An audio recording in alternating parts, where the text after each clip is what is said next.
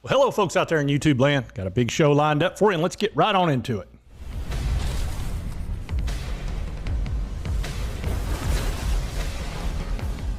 All right, let's pull up that screen.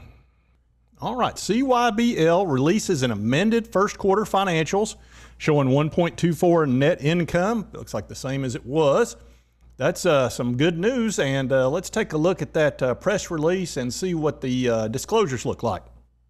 All right, before we get going, remember I'm doing due diligence here. This is going to be phase 3. Okay, I've already done 1 and 2. I wasn't expecting to do 1 today, but this came out, and like I said, of course, I'm gonna look at it. So let's take a look. All right, yep, it says Cybl Corporation releases amended first quarter financials and operational results confirming that the company delivered $6.25 million in revenue and the important part, $1.24 million in net income. It's a penny stock for quarter ending March 31st. Said that it is filed its quarterly report, amended and required in compliance with the OTC markets request, and has confirmed the numbers we just talked about. The company also grew its balance sheet to, oh, wait a minute. Oh, okay, total balance sheet. I was getting ready to say, if that's cash, good Lord.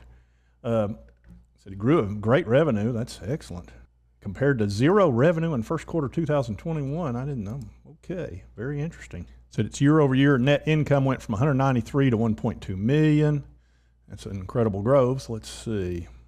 2022 revenue outlook of 44 million. Huh. Well, let's see how they're going to do that. They were at 6 million. That'd be 24. Okay, they're looking for some serious growth in 2022. I wonder if they're expecting the margin to stay the same, because that's a very good margin. That's about 20%. So that's very interesting. Let's take a look at the actual disclosures. All right, quarterly report. I've already looked at that one, and I think, let me look at the old one. Yeah, 6.2 million and 1.5 and 1.2. Okay, so they've had to amend something in there, obviously. And let's see what the attorney has to say. This opinion's based on my knowledge of the law and facts. I've examined such corporate records and other documents and such questions of law as deemed appropriate for the purpose of rendering this opinion. I'm licensed to practice law in the United States, state of North Carolina, permitted to practice before the SEC. I have not been prohibited from practicing law at any point in my 30-year career. And I am a stockholder in the issuer, but will not receive any share of the issuer for providing this letter. So he's a shareholder.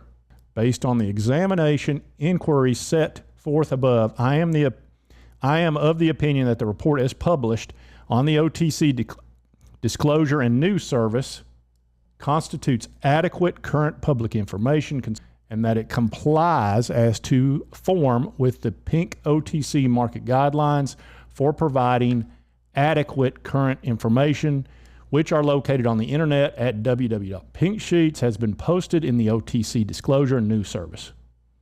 They were prepared by David Downing, the issuer's Chief Financial Officer. The issuer has represented that the unaudited financial statements were prepared in accordance with generally accepted principles, which is GAAP. It says, I have personally met with the issuer's management and a majority of its directors, reviewed the information, discussed the information, and with the majority of the directors. Okay. And then it's signed by the attorney. All right, so that's a good sign. You know, it's still Pink Limited because they have to go through those documents, which were just obviously sent today, and that may take a little bit of time. So it's still Pink Limited, but that's good news right there. That's solid. I like that. And let's think about this. This thing's got a market cap of 66 million. And let's just assume they do exactly the same thing 4 quarters in a row. 1.2 million, that would be, let's call that 5 million. That's assuming no growth, and they're obviously assuming growth. That would give them a PE ratio. It's a forward PE, not a trailing, a forward PE ratio of, it'd be about 12. They trying to say this is a value stock? Well, if they do those numbers, but it's still Pink Limited. This is very interesting. They're starting to win me over. I still want to see that thing Pink Current, but like I said, all right, now I'm still wanting to see this thing pink current. I want to make sure the OTC okays this, but it looks pretty good. I may have to buy this stock. I don't know that I'll do it until they're pink current, but they're starting to win me over. And I really only have one thing to say about this news. All right. All right, so the stock today is up just a tiny bit. I'm going to take a look at the short volume, see what's going on with it. Like I said, I know this stock gets manipulated quite a bit. Okay, went from 57 down to 40, but I don't see a whole lot of people. They're probably not going to short this thing. This number should come down because I wouldn't be shorting this thing given the information that just showed up. All right, folks, and that's Cybl today. Like I said, I'm continuing my due diligence. They're starting to win me over. Not there yet, but I'm getting close. And if you like this content, be sure to hit that like button. Lets me know to continue to cover Cybl. And if you haven't subscribed, hit that subscribe button. I'd appreciate it. And hope you did like the content. And we'll see you next time on Mr. Frugal Investor.